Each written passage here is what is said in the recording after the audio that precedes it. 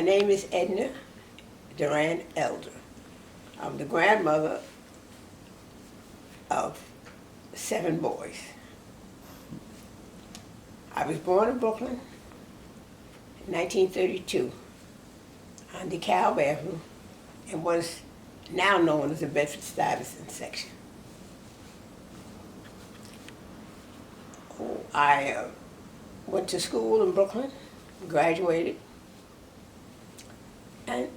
and went to work. I didn't go to college. I was the youngest of 7 children.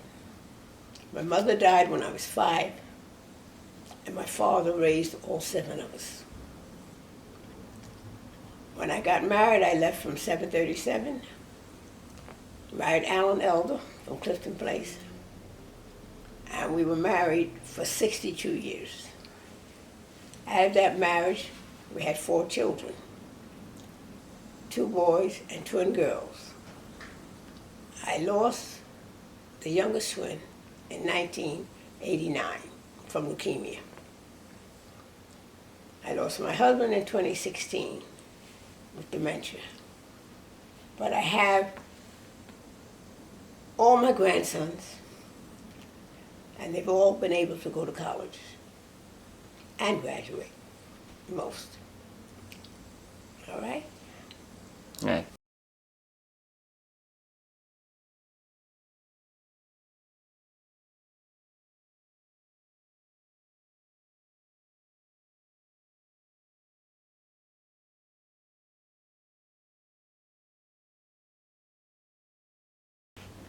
What was your life like growing up? I had a happy life. I was the youngest of 7, so I always had company. We had a lot of music. My mother and father both liked to dance. Other than that, the school was good. We had good neighbors. I still have some of the neighbors alive today. I'm 88 years old now, and I still have some friends that are with me. What were some of your favorite memories growing up?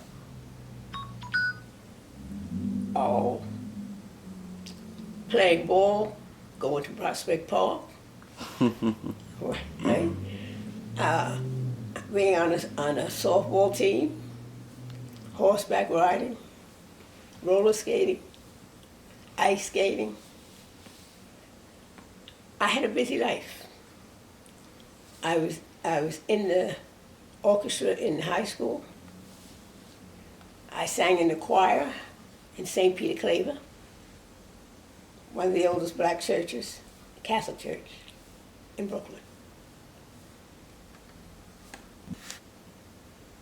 At 21 years old, what was like a typical day for you? Oh, going to work. I worked for Citibank. I was lucky to be in the neighborhood. I could walk there. Until I got promoted, was transferred to Manhattan. Right?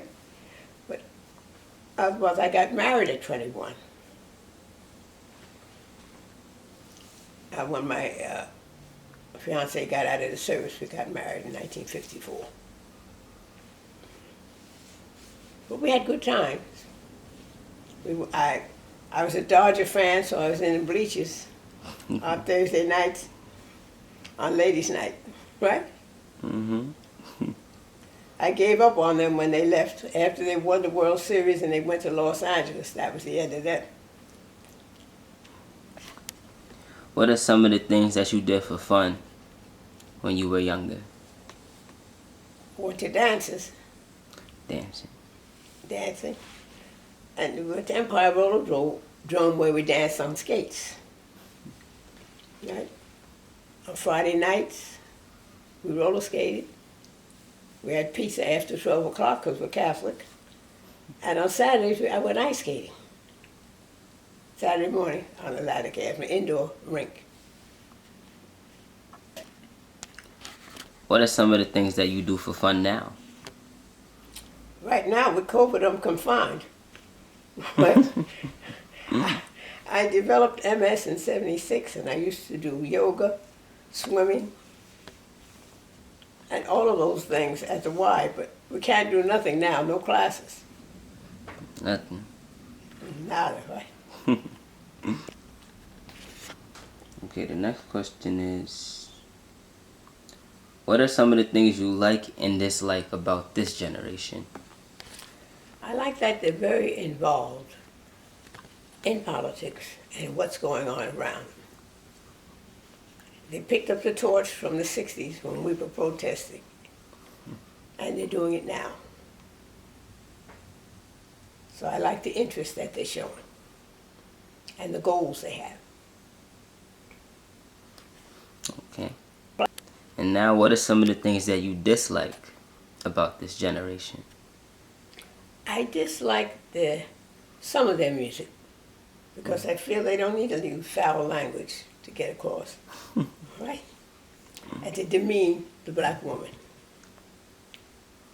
That's it. Are there any differences that stand out from your generation to this generation? Oh yes, we were freer.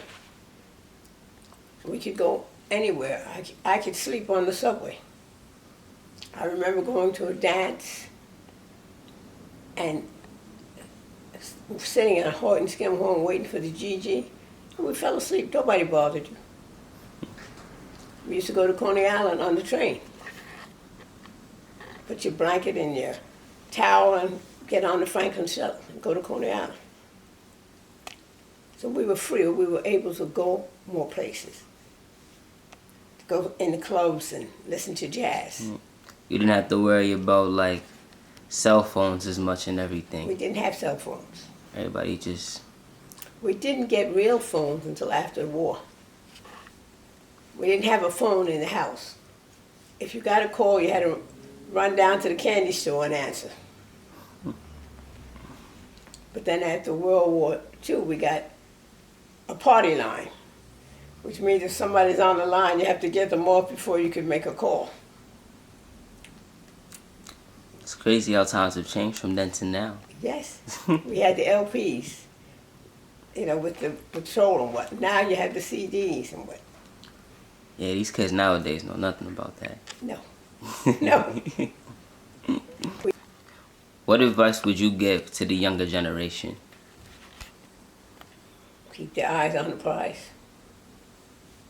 Pay attention to what's around them.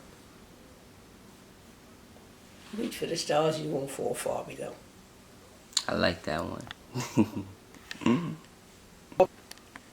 If you had a chance to speak to yourself as a teenager, what advice would you give them? As a teenager, as a teenager now or? No, I'm saying like your younger self. If you could see your younger self right now, what advice would you give to your younger self? Right now? Yes. Pay attention to what's around me. Get involved in politics. That's your lifeline. Got to know who's who and what's what. That's true. If a genie gave you 3 wishes, what would you wish for? I would wish to be able to go to Africa, which I've never been. I'd love to see Nigeria, South Africa. But now I'm not in a physical position to do that. That's my dream. Well, you got 2 more wishes from the genie, Grandma. You Oh, got I got anything 2 else you wish for? Yeah. I wish to be able to see my grandsons grow up to be decent young men, to find a good spouse and a Christian. That's it. You gonna leave the one more wish? Oh, I got one more. Yeah, you got one more. Right. I'd like to see Freeman marry before I move on. I like that wish. What are 3 little things that make you happy, and why do they make you happy? what makes me happy is that I have a beautiful family. Mm-hmm. My children are here. My grandchildren are here. And they come to visit, which is more than a lot of people have. So I'm blessed.